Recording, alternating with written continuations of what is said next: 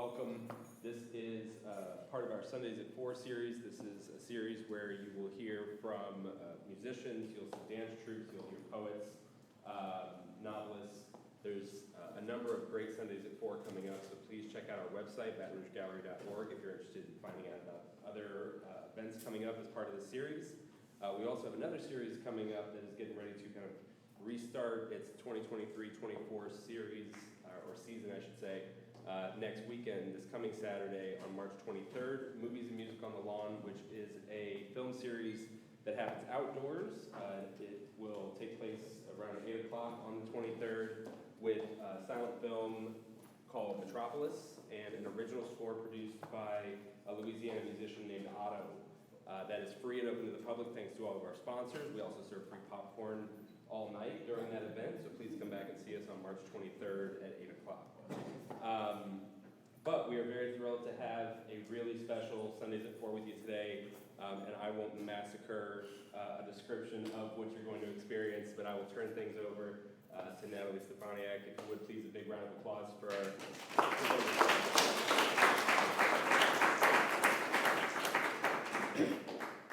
Hi, my name is Natalie Stepanek, and I am a music performance major at LSU in viola performance, and I specialize in contemporary music.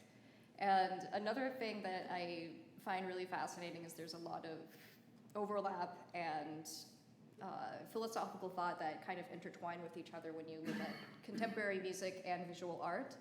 And I felt compelled that I wanted to do a a collaboration with an art space that would speak more to the community and to artistically minded people. And in this first half of the concert, I will be pairing the creative individuality in the works of Fujikura, who's the composer of this solo viola work that I'm about to play, and Leslie Kotcho, who is the artist of these prints that are behind me here. Kotcho's art utilizes hand-formed paper, etchings, and mixed media, and it focuses on a lot of botanical motifs in order to celebrate nature's beauty and raise awareness for a lot of the invasive species that are currently in the ecosystem of southern Louisiana. Fujikura's engraving kind of follows the idea of individuality in the way that he has a bunch of very short movements, not unlike how small and intimate and personal these bits of artwork are. Engraving is a solo viola composition that was inspired from the perspective of competition judges having to listen to the same piece over and over again. And he wanted to bring individuality to competition in a way that he allows the performer to choose the ordering of the different movements, which is why I have this spread out in a way that I do. So the way that it works is that the theme and inspiration that both of these artists draw from is individuality. And you can see in the artwork here is that there's a lot that Leslie wants to tell you about these plants in every single frame.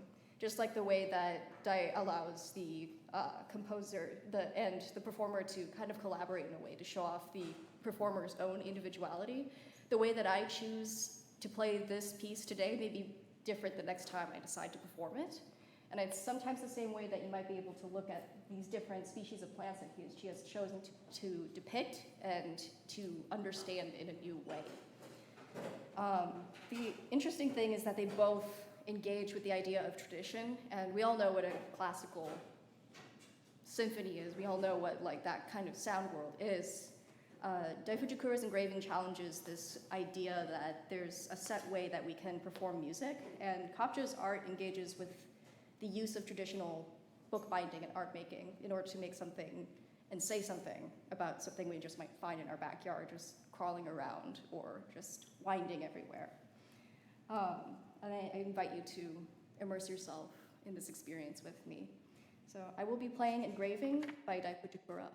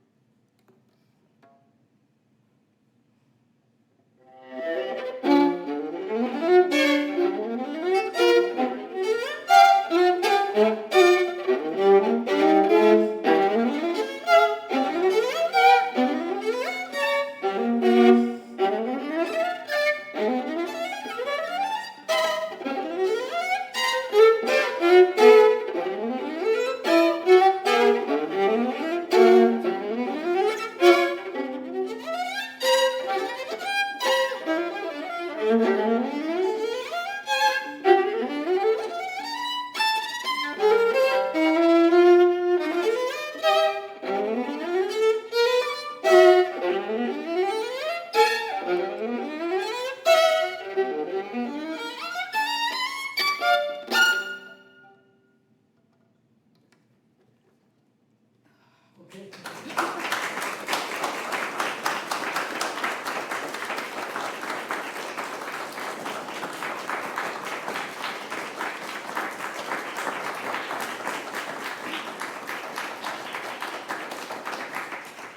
there any questions anybody would like to ask me? Because I know this was a little bit abstract and a new experience for many. Yes. Yes. Is there a full orchestration of this? No, this is just for Just solo for- viola. For viola? Mhm. How about that? That's great. Mm-hmm. So when the author Mm-hmm. composed this, what was the inspiration? And it's called Engravings. Was he or she? Was he observing something and writing that? I know last year Mm-hmm. an ensemble came from LSU and they were interpreting the universe and all the movement and all of that stuff. That was great, a great creation. Mm-hmm. So with this, Mhm. he was looking at something while he was writing this. Yeah, I think the biggest thing that I always think about when I play this piece is how Fujikura likes to put himself in different perspectives, especially from the performance perspective. And for this particular piece, he was commissioned by the Tokyo Viola Society to write this for a viola competition. So he put himself in the shoes of the judges, and they would be hearing the same piece over and over again. And who wants to hear that? Who wants to hear the same piece? That's right. Yeah, so he wanted to highlight the musical creativity of his contestants by allowing them to choose different ways that they can express themselves. Maybe they would play a different movement first, or they would play it in a completely different order than they expected, making them having to pay attention a little bit more. That's right. Yes, so yeah, they're all very short bits and pieces. Do you have a question? Can you tell us a little bit about your ideas about pairing the engravings with the pieces? Yeah, so the reason why I wanted to pair the engraving, particularly with the Leslie Kotcho's prints, was that I felt like the way that she depicts nature felt like little character pieces to me, that they held a lot of personality, a lot of intricate detail, and a lot of gestures that were unique from work to work, and I felt like engraving paired extremely well with it, and I felt like it would help allow people to have a multi-sensory experience when viewing the art and listening to the piece as well, because I think art and music, I know in general just all of the arts kind of have a lot of commonality with each other, and we should be allowed to play with each other a little bit. Would you attribute any piece to any of the artworks up there? Yeah. I did spend some time in the gallery a couple afternoons just trying to look at the pieces of art and really contemplate what captured characters, so that way I kind of felt more connected. So this piece particularly right here called this Giant Sylvania, I was looking at it and there was a lot of intricate details, and to me that felt a lot like the last movement, that there were a lot of little tiny notes and a lot of little gestures in there that really captured how much stuff was happening immediately in front of your eyes. There was another movement where I was playing mostly two notes at the same time, and that felt like above and below, because these are the same plants, these are the same floating plants that are the same species, but they're kind of the same part of the whole, that they're the same part of the movement, and that's kind of how I feel that connection. Yes. Being a plant person, I think of plants as having personalities, and every different movement seems to bring out another personality of your viola. I mean, every possible kind of sound. So it's beautiful, and also the physicality of it. Seeing you move with it. Looks like it looks on paper. Thanks. I'm glad I got to see the score. Yeah. If anybody wants to take a look at my scores, any of my writings or scrawlings, there's a lot of stuff to look at, and you're welcome to come up and touch it, pass it around, and look at it, because I feel like more people should be allowed to check it out behind the scenes. You ever thought about improvising as you walk? I've considered it. There is a guided improvisatory practice called graphic scores in my specialty. And the way that we interpret graphic scores is that we see shapes, we see colors as a way to kind of interpret sound. Like, say if I saw red, I would feel like I would play loud, or if I saw triangles, I would play like sharper little sounds. So I had an idea of doing it here, but I wasn't sure if anybody was quite as abstract as I wanted it to be to make it work. But it does have a really good idea. I might do that later.